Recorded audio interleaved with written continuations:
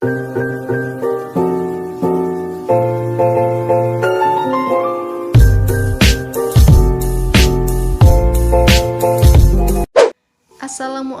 warahmatullahi wabarakatuh. Halo teman-teman, kami dari kelompok Mudarobah ingin menjelaskan tentang latar belakang akuntansi syariah. Pemikiran mengenai akuntansi syariah yang merupakan akuntansi berbasis Islam telah berkembang pesat dan semakin meluas baik di kalangan masyarakat umum maupun pemerintah. Dan sampai saat ini, perkembangan ekonomi Islam telah berkembang dengan cepat. Sistem ekonomi Islam mulai diakui di berbagai negara. Sistem ekonomi yang menerapkan nilai-nilai syariah dalam konsep maupun prakteknya selama beberapa tahun terakhir mampu menunjukkan dampak positif bagi perekonomian di berbagai negara. Dalam perekonomiannya, Pakistan, Arab Saudi, Bahrain, Malaysia, dan negara-negara yang ada di kawasan Timur Tengah telah menjadikan ekonomi Islam sebagai sistem perekonomiannya. Dalam perkembangan praktik lembaga keuangan syariah saat ini telah berjalan cukup cepat baik di level internasional maupun level nasional. Hal ini terbukti dari kenaikan aset berbagai lembaga keuangan syariah seperti perbankan, asuransi, pasar modal yang berkembang dengan pesat. Akuntansi syariah pada dasarnya sama saja dengan akuntansi pada umumnya. Hanya saja dalam akuntansi syariah terdapat beberapa hal yang membedakannya dengan akuntansi konvensional. Perbedaan tersebut dapat dilihat dari segi modal, prinsip, konsep, karakteristik, serta tujuannya. Dengan lahirnya akuntansi syariah sebagai salah satu cabang ilmu dari akuntansi sangat baik karena banyak membawa dampak positif khususnya dalam bidang perekonomian suatu negara yang menganutnya. Untuk penjelasan lebih lanjut, mari kita bahas dari sejarah akuntansi syariah. Sejarah akuntansi syariah, di sini kami ada membahas 4 zaman. Yang pertama ada zaman Rasulullah Shallallahu Alaihi Wasallam, yang kedua zaman 4 sahabat Rasulullah Shallallahu Alaihi Wasallam, yang ketiga zaman Daulah Umayyah, dan yang keempat zaman Daulah Abbasiyah. Yang pertama nih, pada zaman Rasulullah. Pencatatan dimulai pada masa Rasulullah, yaitu saat diturunkannya surah Al-Baqarah ayat 282 tentang perintah pencatatan transaksi non-tunai. Rasulullah kemudian membentuk Hafazatul Amwal atau pengawas keuangan untuk membersihkan muamalah ma'aliyah atau keuangan dengan menekankan pada pencatatan keuangan. Pada masa Rasulullah, pencatatan dilakukan untuk mengetahui utang piutang serta perputaran uang seperti pengeluaran dan pemasukan. Selain itu, pencatatan digunakan untuk menghitung harta keseluruhan yang kemudian akan dihitung kadar zakat yang harus dikeluarkan. Praktik akuntansi kemudian dilakukan pada saat Rasulullah mendirikan Baitul Mal pada abad ke-7 Rasulullah Shallallahu Alaihi Wasallam yang berfungsi untuk menghimpun dan mengelola seluruh penerimaan negara seperti pembayaran wajib zakat, urs atau pajak pertanian dari muslim, dan jizyah atau pajak perlindungan dari non-muslim yang tinggal di daerah yang ditinggali muslim, serta juga adanya kharaj atau pajak pertanian dari non-muslim. Dengan adanya Baitul Mal mendorong pemerintah membuat laporan keuangan dan melakukan pencatatan pada setiap transaksi seperti pengeluaran yang dibutuhkan untuk kepentingan negara. Rasulullah telah menunjuk petugas qodi, sekretaris, dan pencatat administrasi pemerintahan walaupun pengelolaan Baitul Mal saat itu masih sederhana. Rasulullah melakukan pembagian dan pemisahan tugas bagi setiap petugas Baitul Mal yang dilakukan untuk menjamin terciptanya akuntabilitas. Dan yang kedua ini kita akan membahas pada zaman 4 sahabat Rasulullah Shallallahu Alaihi Wasallam. Yang pertama ada Abu Bakar As-Siddiq, yang kedua ada Umar bin Khattab, yang ketiga Utsman bin Affan, dan yang keempat ada Ali bin Abi Thalib. Yang pertama, Abu Bakar As-Siddiq.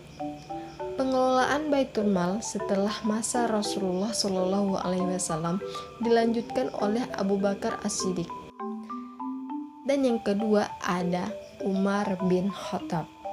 Pada masa pemerintahan Umar bin Khattab terjadi perubahan sistem administrasi yang cukup signifikan dengan didirikannya Diwan, yaitu 14 departemen dan 17 kelompok yang berfungsi untuk mengelola pemerintahan serta mengurus pembayaran gaji dan pajak tanah.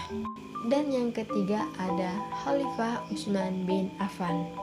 Istilah hitabat ala Rasul Wasir yang memiliki arti memelihara pencatatan rahasia yang dikenal pada masa Khalifah Utsman bin Affan. Pada masa ini juga mulai dibentuknya Sohib al-Surta dan Muhtasib yang memiliki tugas utama dalam mencegah pelanggaran dalam hukum sipil dan hukum agama, karena pada masa ini terjadi kesulitan dan terjadinya penyimpangan dari kebijakan pada masa kekhalifahan Umar bin Khattab. Dan yang terakhir pada zaman 4 khalifah Rasulullah Shallallahu Alaihi Wasallam ada Ali bin Abi Thalib. Khalifah Ali pada masanya memiliki konsep tentang pemerintahan dan administrasi umum yang jelas. Hal tersebut ditandai dengan proses pencatatan dan pelaporan yang baik sehingga terjadinya surplus pada Baitul Mal. Hasil tersebut kemudian dibagikan secara merata dan proporsional sesuai dengan tuntutan Rasulullah Shallallahu Alaihi Wasallam.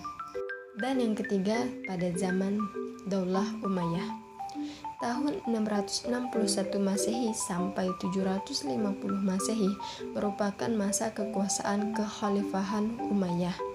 Pada masa ini telah terdapat proses pencatatan seperti lembaga akuntan yang memberikan input data-data akuntansi yang digunakan dalam pengambilan keputusan oleh pihak kerajaan.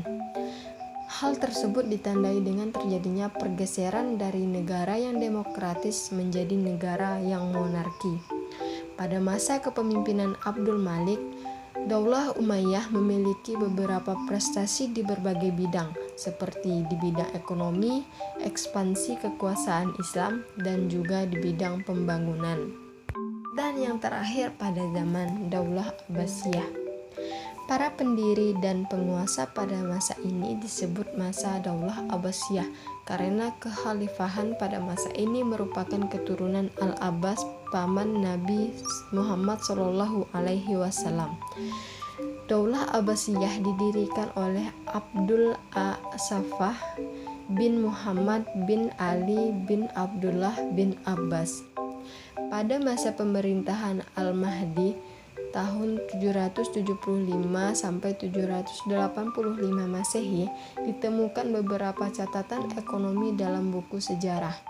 Perekonomian pada masa pemerintahannya juga mengalami perkembangan dengan dibangunnya sistem irigasi, meningkatnya hasil-hasil pertambangan serta meningkatnya volume perdagangan. Kelebihan yang dimiliki Bani Abbasiyah yang dimulai dari tahun 132 sampai 232 Hijriyah atau 750 sampai 847 Masehi lebih banyak mengembangkan akuntansi secara umum dan buku-buku akuntansi secara khusus dibandingkan dengan masa-masa sebelumnya. Inisiatif pendirian Bank Islam Indonesia dimulai pada tahun 1980 melalui diskusi-diskusi bertemakan Bank Islam sebagai pilar ekonomi Islam. Sebagai uji coba, gagasan perbankan Islam dipraktikkan dalam skala yang relatif terbatas, di antaranya di Bandung, yaitu di Bait At-Tamwil Salman ITB, dan di Jakarta pada Koperasi Ridho Gusti. Di tahun 1990, Majelis Ulama Indonesia membentuk kelompok kerja untuk mendirikan Bank Islam di Indonesia. Pada tanggal 18-20 Agustus 1990, MUI menyelenggarakan Lokakarya Bunga Bank dan Perbankan di Cisarua, Bogor, Jawa Barat. Hasil Lokakarya tersebut kemudian dibahas lebih mendalam dalam Musyawarah Nasional keempat MUI di Jakarta pada 22-25 Agustus 1990 yang menghasilkan amanat bagi pembentukan kelompok kerja pendirian Bank Islam di Indonesia. Kelompok kerja yang dimaksud tersebut adalah tim perbankan MUI dengan diberi tugas untuk melakukan pendekatan dan konsultasi dengan semua pihak yang terkait.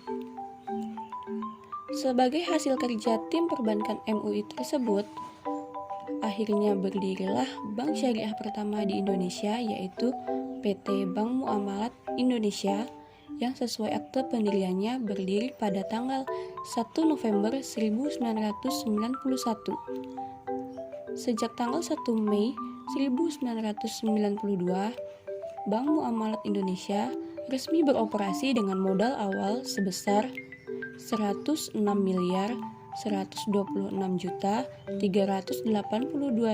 rupiah. Pada awal masa operasinya, keberadaan bank syariah belumlah memperoleh perhatian yang optimal dalam tatanan sektor perbankan nasional. Landasan hukum operasi bank yang menggunakan sistem syariah saat itu hanya diakomodir dalam satu ayat tentang bank dengan sistem bagi hasil pada Undang-Undang Nomor 7 Tahun 1992, tanpa rincian landasan hukum syariah serta jenis-jenis usaha yang diperbolehkan. Kemudian pada tahun 1998, pemerintah dan Dewan Perwakilan Rakyat melakukan penyempurnaan Undang-Undang Nomor 7 Tahun 1992 tersebut menjadi Undang-Undang Nomor 10 Tahun 1998 yang secara tegas menjelaskan bahwa terdapat dua sistem dalam perbankan di tanah air, atau bisa disebut juga dengan dual banking system, yaitu sistem perbankan konvensional dan sistem perbankan syariah. Peluang ini disambut hangat masyarakat perbankan yang ditandai dengan berdirinya beberapa bank Islam lain, yakni Bank IFI, Bank Syariah Mandiri, Bank Niaga, Bank BTPN, Bank Mega, Bank BRI, Bank Bukopin, BPD Jabar, BPD Aceh, dan lain-lain. Kemudian pada tahun 2002, tiga organisasi besar yaitu Ikatan Akuntansi Indonesia, Bank Indonesia, dan Majelis Ulama Indonesia berunding dan menerbitkan PSAK 59 yang isinya mengenai perbankan syariah. Kemudian pada tahun 2006, terbitlah PSAK Syariah sebagai pedoman akuntansi syariah. Namun, dengan adanya hal tersebut, terjadi tumpang tindih antara PSAK 59 dan SAK Syariah, baik itu tentang pengertian, laporan, siklus, maupun alur. Hingga atas kesepakatan ketiga organisasi tersebut, PSAK 59 dicabut dan tidak boleh dijadikan lagi sebagai pedoman, tetapi hanya bisa dijadikan sebagai referensi. Di sini juga kami melakukan pembahasan tentang akuntansi syariah secara umum, di mana terdapat banyak poin-poin yang akan dibahas, dan yang paling pertama adalah pengertian akuntansi syariah. Akuntansi syariah adalah suatu sistem atau teknik dari suatu pencatatan, penggolongan dan peringkasan, pelaporan dan menganalisa data keuangan yang dilakukan dengan cara tertentu yang dapat digunakan dalam pengambilan keputusan ekonomi atau perusahaan dengan menggunakan prinsip-prinsip syariah yang terkandung dalam nilai-nilai Islam. Tujuan akuntansi syariah. Yang pertama, untuk menentukan hak dan kewajiban dari pihak yang terlibat dengan lembaga keuangan syariah tersebut, termasuk hak dan kewajiban dari transaksi yang belum selesai, terkait dengan penerapan, kewajaran, dan ketaatan atas prinsip dan etika syariat Islam.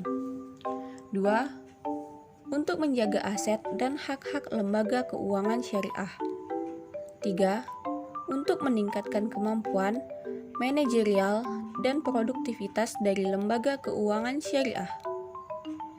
4. Untuk menyiapkan informasi laporan keuangan yang berguna kepada pengguna laporan keuangan sehingga mereka dapat membuat keputusan yang tepat dalam berhubungan dengan lembaga keuangan. 5. Diungkapkan dengan baik, maka akan meningkatkan kepercayaan pengguna serta meningkatkan pemahaman informasi syariah, dan pada akhirnya akan meningkatkan kepercayaan atas lembaga keuangan syariah. 6. Mendukung penyusunan standar akuntansi yang konsisten sehingga meningkatkan kepercayaan pengguna laporan keuangan. Dan yang terakhir adalah sebagai laporan keuangan yang bertujuan menyediakan informasi yang menyangkut posisi keuangan, kinerja, serta perubahan posisi keuangan suatu perusahaan yang bermanfaat bagi sejumlah besar pengguna dalam pengambilan keputusan ekonomi. Dan yang selanjutnya adalah konsep dasar akuntansi syariah. Entitas bisnis adalah yang pertama. Entitas atau kesatuan bisnis adalah perusahaan atau lembaga yang dianggap sebagai entitas ekonomi dan hukum yang terpisah dari pihak-pihak yang berkepentingan atau para pemiliknya secara pribadi. Dan yang kedua ada kesinambungan. Suatu aktivitas dianggap akan berjalan terus-menerus. Dan yang ketiga, stabilitas daya beli unit moneter. Uang atau alat tukar yang digunakan harus bersifat stabil atau tetap. Satu-satunya uang yang memungkinkan hal ini adalah uang yang memiliki bahan dasar emas sehingga nilainya relatif setara dengan benda. Dan yang keempat ada periode akuntansi. Salah satu tujuan dari akuntansi syariah adalah perhitungan zakat. Zakat diwajibkan ketika harta telah mencapai nisab dan haul. Nisab adalah jumlahnya, sementara haul adalah periodenya yang merupakan setahun. Periode akuntansi syariah mengikuti haul zakat yaitu setahun. Perhitungan dilakukan setiap akhir tahun. Nah, pada prakteknya, akuntansi syariah memiliki beberapa prinsip dasar yang membedakannya dengan akuntansi konvensional. Yang pertama adalah prinsip pertanggungjawaban. Karena dasar yang digunakan dalam akuntansi syariah ialah Al-Quran, maka prinsip pertanggungjawaban merupakan salah satu bentuk implementasi hal tersebut, di mana setiap hal yang dilakukan oleh manusia harus dipertanggungjawabkan.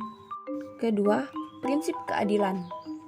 Prinsip keadilan dalam akuntansi ini memiliki dua pengertian. Yang pertama ialah keadilan yang berkaitan dengan praktik moral, yaitu kejujuran yang merupakan faktor yang sangat dominan. Tanpa kejujuran ini, informasi akuntansi yang disajikan akan menyesatkan dan sangat merugikan masyarakat. Kedua, kata adil bersifat lebih fundamental dan tetap berpijak pada nilai-nilai etika atau syariah dan moral. Pengertian kedua inilah yang lebih merupakan sebagai pendorong untuk melakukan upaya-upaya dekonstruksi terhadap pembangunan akuntansi modern menuju pada akuntansi alternatif yang lebih baik.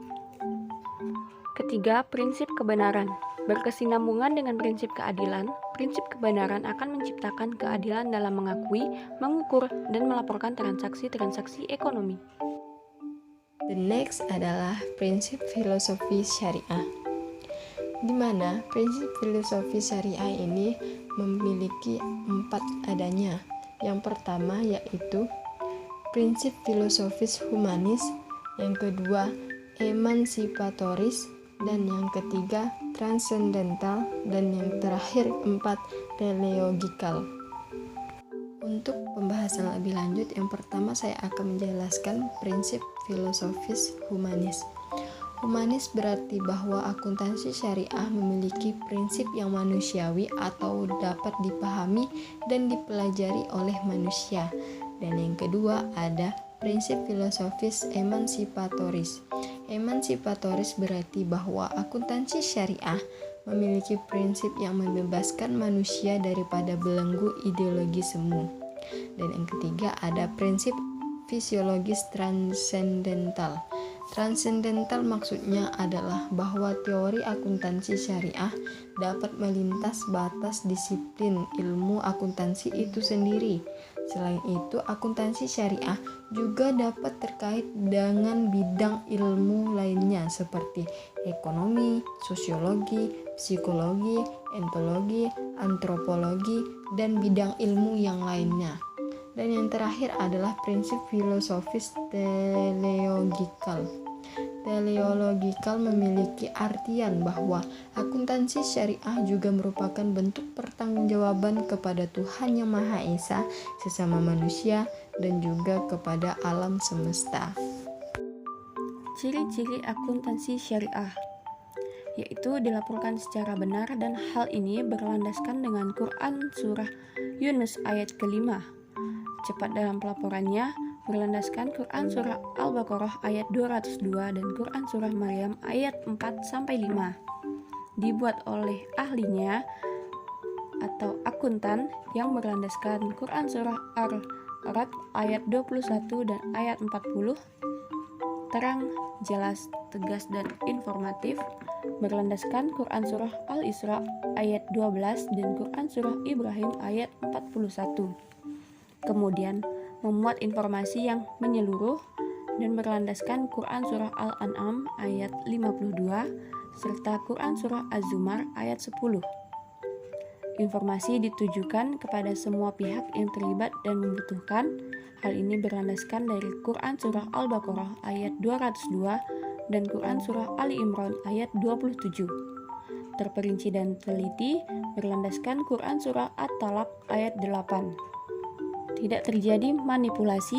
Hal ini berlandaskan Quran Surah Al-Haqqah ayat 20 serta Quran Surah An-Naba ayat 27. Dan yang terakhir dilakukan secara kontinu serta tidak lalai, yang berlandaskan Quran Surah Al-Anbiya ayat 1 serta Quran Surah As-Sad ayat 26. Setelah mendengarkan ciri-ciri dari penjelasan Dini tadi, kita akan lanjut membahas tentang karakteristik akuntansi syariah. Berikut ini adalah persyaratan dan karakteristik dalam implementasi transaksi akuntansi syariah. Transaksi syariah dilakukan berdasarkan prinsip saling paham dan saling ridho. Prinsip kebebasan bertransaksi diakui sepanjang objeknya halal dan baik atau thayyib. Uang hanya berfungsi sebagai alat tukar dan satuan pengukur nilai, bukan sebagai komoditas. Tidak mengandung unsur riba, kezoliman, maisir, haram. Tidak menganut prinsip nilai waktu dari uang atau time value of money, karena keuntungan yang didapat dalam kegiatan usaha terkait dengan risiko yang melekat pada kegiatan usaha tersebut sesuai dengan prinsip al-hunmu bil-hurmi atau no gain without accompanying risk. Dan pembahasan terakhir kita adalah hubungan akuntansi modern dan akuntansi Islam. Luca Pacioli adalah seorang ilmuwan sekaligus pengajar di beberapa universitas Italia. Beliau banyak membaca buku, termasuk buku yang telah diterjemahkan.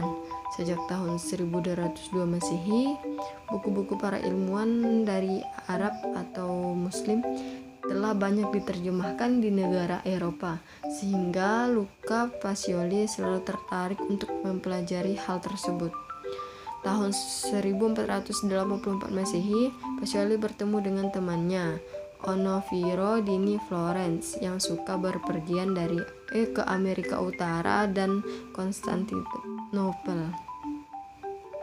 Sehingga diduga Pacioli mendapat ide double entry dari temannya tersebut. Alasan untuk hal tersebut adalah Luca Pacioli mengatakan bahwa setiap transaksi harus dicatat 2 kali di sebelah kredit dan debit. Hal ini muncul dugaan bahwa Pacioli menerjemahkan hal tersebut dari bahasa Arab. Luca Pacioli dengan bukunya tahun 1494 Masehi, Summa de Arithmetica Geometria Proportionalita atau A Review of Arithmetica Geometry dan Proportion pada tahun 1494 Masehi menerangkan mengenai double entry bookkeeping sehingga ditetapkan sebagai penemu akuntansi modern. Dari hal penelusuran pemikir Islam ditemukan bahwa ada hubungan antara para pedagang Italia dan pedagang Muslim yang membuka kemungkinan bahwa akuntansi modern tersebut diperoleh Luca Pacioli dan dari hubungannya dengan pedagang Muslim. Bukti-bukti istilah yang digunakan Pacioli dalam ini juga sama dengan apa yang dilakukan oleh para pedagang Muslim.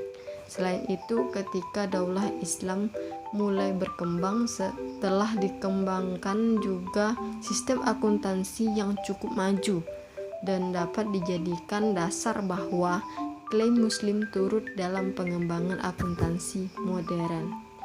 Dan sejak saat itulah Luca Pacioli disebut sebagai Bapak Akuntansi Dunia. Baiklah teman-teman, sekian pembahasan dari kami tentang akuntansi syariah pada kali ini.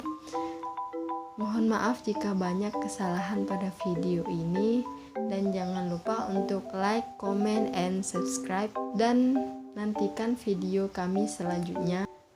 Wabillahi taufiq wal hidayah. Wassalamualaikum warahmatullahi wabarakatuh.